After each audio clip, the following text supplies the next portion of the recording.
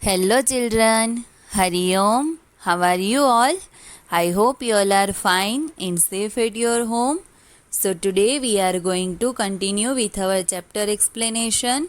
In the last video we learned about important people who lives in our neighborhood and marketplace, or also we learned about neighborhood park. So today we are going to continue with our chapter explanation. Okay, so quickly go and bring your EVS textbook and open page number 52 in your textbook. So now let's start. So the topic is landmarks. See, first of all, what is landmarks? Landmarks क्या होता है कि particular कोई stop होता है और कोई turning point होता है जहाँ से आपके घर का एड्रेस आप स्पेसिफाई कर सकते हो. दैट मीन्स अगर आप लोग मोटा वराछा में रह रहे हो एज ए एग्जाम्पल, तो आप लोग का टर्निंग पॉइंट क्या होता है? या तो सुदामा चौक होता है या फिर महावीर चौक होता है. So that is called landmarks. Okay, उसके अकॉर्डिंग आप अपने घर का एड्रेस बता सकते हो. ठीक है, so let's start.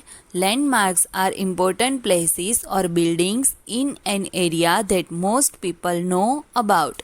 C, as I told you कि वो कोई पर्टिकुलर प्लेस होता है जिसके थ्रू आप अपना घर का एड्रेस भी बता सकते हो.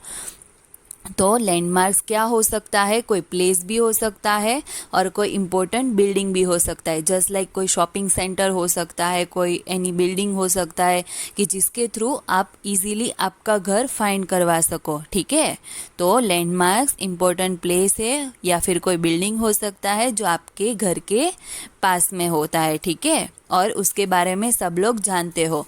ठीक है, we mention a landmark when we give someone the direction to reach a particular place. हम लैंडमार्क कब मेंशन करते हैं, कब यूज़ करते हैं? जब हमें किसी को पर्टिकुलर प्लेस के बारे में बताना हो कि आपको यहाँ पे जाना है थ्रू दिस एरिया और थ्रू दिस बिल्डिंग. ओके, तो तब हम लैंडमार्क का यूज़ करते हैं. For example, we may say that the school is located near Anmol Hospital. See, here which is landmark, Anmol Hospital is called as landmark. क्यों? क्योंकि उसके अकॉर्डिंग हम स्कूल की लोकेशन बता सकते हैं. सो वी में say that the school is located, हम बता सकते हैं कि school is located near the Anmol hospital, कि अनमोल हॉस्पिटल के पास हमारी स्कूल लोकेटेड है. That means Anmol hospital is a landmark. Okay, for example let me give you one more example. For example, my house is located near to Sudama Chowk. So Sudama Chowk is a particular place as a landmark. Okay, and तो मेरा घर सुदामा चौक के पास है.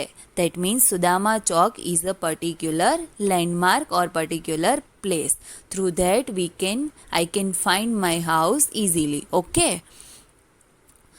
The Anmol hospital is a landmark. तो अनमोल hospital क्या हुई? Landmark, क्योंकि वो प्लेस और वो बिल्डिंग के हिसाब से हमने अपने घर का एड्रेस और कोई पर्टिकुलर प्लेस का एड्रेस बताया. Now turn to the next page. Open page number 53. So this is page number 53. You can see it on your screen. Now let's start. Can you name some important landmarks of your neighborhood? आपको क्या करना है? आपको ये पता करना है कि आपके घर के आसपास ऐसे कौन से फैमिलियर लैंडमार्क्स है जो आपको पता है और जिसके थ्रू आप अपने घर का या किसी और के घर का एड्रेस बता सको. ठीक है, पर अपने एरिया में. कहीं और के लैंडमार्क्स आपको पता होना चाहिए, पर आपको अभी कौन से लैंडमार्क्स पता होने चाहिए? आपके घर के एरिया के आसपास कोई पॉपुलर प्लेस है या फिर कोई पॉपुलर बिल्डिंग्स है, शॉपिंग मॉल्स है, that you have to know about that. Okay, now next, taking care of the neighbourhood. हम कैसे अपने घर के आसपास के एरिया को उसकी केयर कर सकते हैं वो देखते हैं. चलो, All of us should keep the neighborhood clean and green. हमें क्या करना चाहिए? We have to keep our neighborhood clean and green. Green का मीनिंग क्या होता है? कलर करना नहीं होता है. ग्रीन मतलब वो नहीं होता कि चलो हमें ग्रीन कलर कर देना है. नो, ग्रीन मतलब we have to do plantation. We have to grow more and more plants. Okay, and that we all know because of plant we can get fresh air. Yes or no? Yes. So that the meaning of green. Okay, green meaning color. green का meaning कोई colour नहीं है.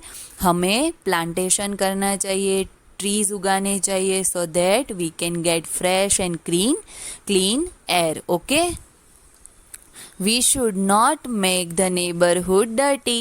और हमें हमारे neighbourhood को dirty करना चाहिए नहीं. We don't have to throw dust, we don't have to throw any paper or any garbage over and there. ठीक है, रास्ते पर भी कोई भी कचरा फेंकना चाहिए नहीं. we have to clean our neighborhood. Okay, we should throw empty food packets in the dustbin. See, where we have to throw the packets or garbage, we have to throw empty food packets और garbage we have to throw in the dustbin only. Okay, हमें कहीं पे भी फेंकना नहीं है. We should not pluck flowers और leaves from the tree. Pluck का मीनिंग होता है तोड़ना. ठीक है, चुनना. जो फ्लावर्स और लीव्स हम तोड़ते हैं ना, उसको चुनना बोलते हैं. ठीक है, तो हमें कभी फ्लावर्स और लीव्स को तोड़ना चाहिए नहीं. We should not plug the flowers. Okay, we like to keep our house neat and tidy. That means हमें कैसे हमारे घर को अच्छे से रखना पसंद है. टाइडी का मीनिंग होता है व्यवस्थित, मतलब सब जगह पर्टिकुलर प्लेस पे होनी चाहिए according to your items. Okay, मतलब अगर टॉयज है तो टॉय बॉक्स में होने चाहिए, बुक्स है तो बुक शेल्फ में होने चाहिए. दैट मीन्स टाइडी का मीनिंग व्यवस्थित होता है, सब पर्टिकुलर प्लेस पे होना चाहिए. ठीक है, तो हमें कैसे हमारे घर को क्लीन और अच्छा रखना पसंद होता है. Same as we have to clean our neighbourhood also. Okay, it is our duty to keep our neighbourhood clean too. तो ये हमारी ड्यूटी है कि हम अपने नेबरहुड को भी क्लीन रखें. ठीक है, हमें कभी कहीं पे भी कचरा नहीं फेंकना है, कहीं पे थूकना नहीं है. आपने देखा होगी कोई पर्सन होता है वो कहीं पे रास्ते पे जाते हुए थूक देते हैं कहीं पे भी, तो ये भी बहुत गंदी बात है. ठीक है, अभी तो ये सब बंद हो गया है क्यों? Because of corona virus. अभी तो पता है ना, पुलिस जहाँ पे खड़ी होती है, अगर कोई वहाँ पे ऐसा कुछ करता है तो वो लोग उसको पकड़ के फिर उसके पास से पैसे लेते हैं. ठीक है, एज अ फाइन. तो अभी तो ये सब बंद हो गया because of corona virus. Now we are going to start our exercise. So quickly go and bring your pencil and eraser. And now first let me give you some instruction. See, let's do it. उसमें क्या है? Note down important telephone numbers of your neighbourhood, hospital, police station, fire station, chemist and grocery shop. List down phone numbers of 2 of your neighbors too. See, इसमें आपको क्या करना है? आपके neighbourhood के एरिया में जो भी इम्पोर्टेंट चीज़ें हैं, for example hospital, police station, fire station, तो उन सब के मोबाइल नंबर्स आपको क्या करने हैं? नोट डाउन करने हैं. And apart from that you have to note down 2 numbers of your neighbours. Okay, आपके पड़ोसी है ना, उनके भी नंबर्स आपको नोट डाउन करने हैं अपने नोटबुक में, पर अभी नहीं, as a activity. Okay, use an old diary, discuss in the class why we should always have these numbers with us. See, ये मैं आपको बताऊंगी कि आपको क्यों रखने चाहिए. See, whenever you want someone help, see, अगर आप कभी घर में अकेले हो और फिर आपको किसी की हेल्प चाहिए और आपके पास आप किसी को बुला नहीं सकते, चलो आपके घर के सामने और आपके नेबर्स के डोर क्लोज है, विंडोज़ भी क्लोज है और आपको उसकी हेल्प चाहिए, तो आप कैसे बुलाओगे? आपको तो नंबर आते भी नहीं होंगे. तो why we should get diary with us, हमें एक डायरी में वो सारे नंबर्स, इंपॉर्टेंट नंबर्स लिख के रखने चाहिए, ठीक है। और ये वाला मुझे भी चाहिए, आप लोगों को एक छोटी सी डायरी या फिर कोई ऐसी छोटी सी बुक लेके उसमें आपको नंबर्स लिखने हैं, सारे important numbers, and you have to keep it with you, okay. और वो आपको अपने साथ ही रखना है या फिर आपको किसी अपने घर के किसी प्लेस पे रखना है जहाँ पे आप याद करके रख सको, ठीक है, कि आपको याद रहे कि मैंने यहाँ पे रखा है। तो अभी मैं बताती हूँ कि आपको वो क्यों रखना है। सी, अगर आपको किसी की हेल्प चाहिए और अगर सबके डोर बंद है, विंडोज बंद है, आप शाउटिंग कर रहे हो फिर भी वो लोग सुन नहीं पा रहे, देन व्हाट टू डू, आप क्या करोगे फिर। तो अगर आपके पास ये नंबर्स हो गए ना, तो आप क्या कर सकते हो, उसको कॉल कर सकते हो इजीली, तो आपको शाउट भी नहीं करना पड़ेगा। तो इसलिए हमें ये सारे नंबर्स अपने पास रखने चाहिए, ठीक है। और आपको आपके मम्मी पापा का, आपके ब्रदर या सिस्टर का, अपने दादा दादी का और अंकल आंटी का, जो भी आपके साथ आपकी फैमिली में रह रहे हैं, उनके नंबर्स आने चाहिए, ठीक है। इट इज़ वेरी इंपॉर्टेंट, क्योंकि कभी आप इमरजेंसी में होंगे ना, तो आपको ये नंबर्स अगर याद होंगे ना, तो आप लोग इजीली उसको डायल करके कांटेक्ट कर सकते हो, ठीक है। That is for safety reason, ठीक है, and safety is our first priority, ठीक है। तो ये नंबर्स आपको याद रखने हैं। And one more thing, I want one small diary और small book from you, so that आप उसमें नोट डाउन कर सको ये सारे इम्पोर्टेंट नंबर्स, एंड आपको जब भी ज़रूरत हो तब आप उसके यूज़ कर सको, ठीक है। So now we are going to start our exercise. Now quickly open page number 54, okay. So this is page number 54. You can see it on your screen. Now first fill in the blanks. Number 1, people living in our neighborhood are our, see, हमारे घर के आसपास के area में जो लोग रह रहे हैं वो हमारे क्या होते हैं, पड़ोसी। और पड़ोसी को क्या बोलते हैं हम, neighbours. So the answer is neighbours. Now number 2, dash are important places और buildings in an area. See, मैंने बोला ना, कोई इम्पोर्टेंट प्लेस और कोई इम्पोर्टेंट बिल्डिंग हो तो उसको क्या बोलते हैं, लैंडमार्क्स, ठीक है। So the answer is landmarks. Now number 3, our money is safe in the dash. हमारे पैसे कहाँ पे सेफ रह सकते हैं, बैंक में। So the answer is bank. Now number 4, we go to the dash shop to buy bread, eggs and other things of daily use. हम कहाँ पे जाके ये सारी चीज़ें बाय कर सकते हैं, कहाँ से ये सब परचेज कर सकते हैं, from the grocery shop. So the answer is grocery, okay. Now number 5, we should keep our neighbourhood dash. हमें हमारे नेबरहुड को कैसा रखना चाहिए, clean. Yes or no? Yes. So the answer is clean. Now, second question, match the followings. See, मैंने इसमें matching किया है. If it is not visible, then I will give you a number with the option. See, मैंने ना B वाला part है ना, उसमें A, B, C, D, E, F, G ऐसे सबको मार्क कर दिया है, सारे ऑप्शन को, ठीक है। और फिर यहाँ पे देखो बगल में मैंने 1 के साथ C, 2 के साथ D, 3 के साथ F ऐसे करके सारे आंसर्स लिखे हैं, ठीक है। So it will be easy for you to see, okay. आपको इजीली दिख सकता है कि कौन सा आंसर है, अगर आपको इसमें से ना दिखे तो, ठीक है। नाउ डिपॉजिट मनी, हम मनी कहाँ पे डिपॉजिट कर सकते हैं, बैंक में ही कर सकते हैं ना। So the answer is bank. Now buy notebooks, pencil and eraser, ये सब चीज़ें तो आपको भी पता है कि कहाँ से हम परचेज करते हैं, कहाँ से करते हैं, from the stationery shop. So the answer is D, stationery shop. Now number 3, buy vegetables. See, vegetables हम कहाँ से ले सकते हैं, फ्रॉम ग्रीन ग्रोसर सब्जी बेचता है ना, so that we can buy vegetables from the green grocer. सो F is a green grocer.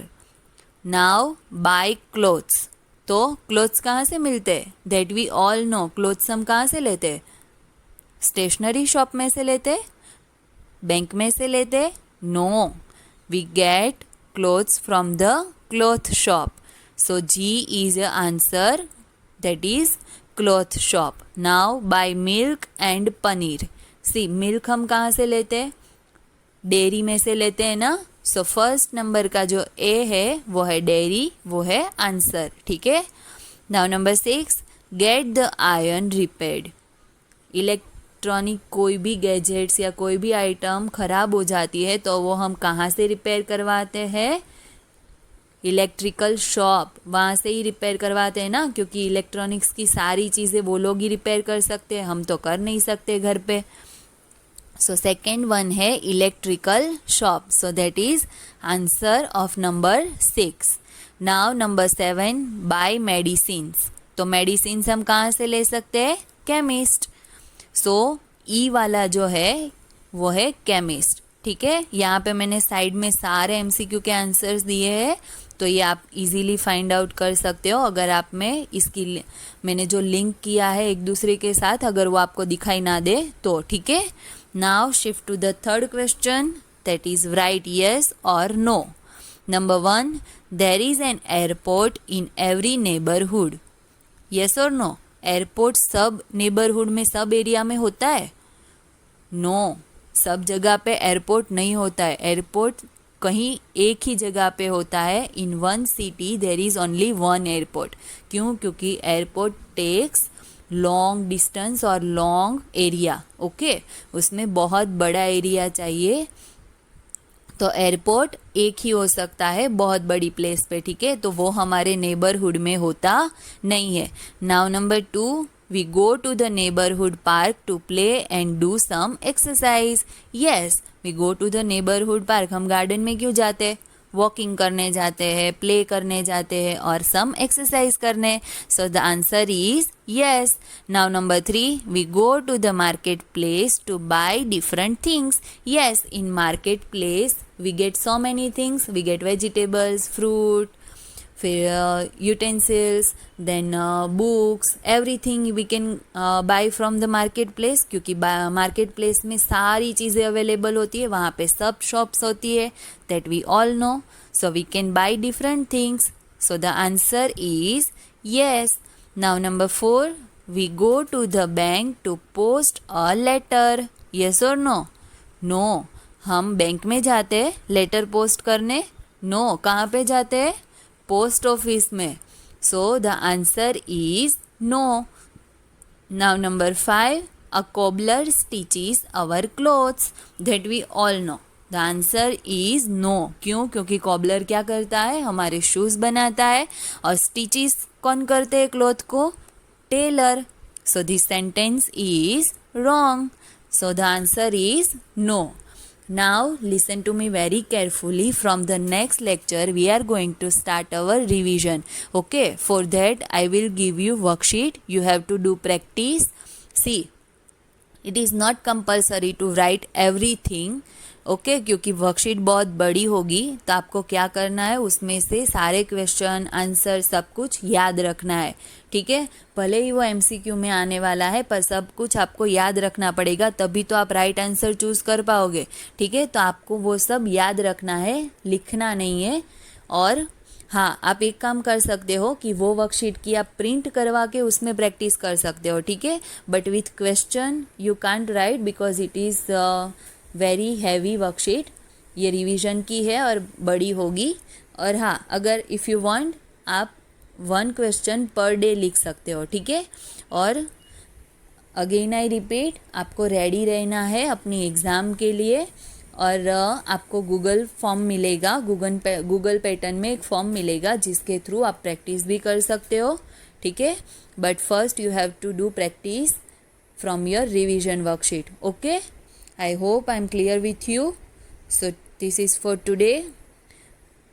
From the next lecture we are going to start our revision. Okay, so be ready, take care of yourself, stay healthy at your home, eat healthy food and drink lots of water. Bye bye.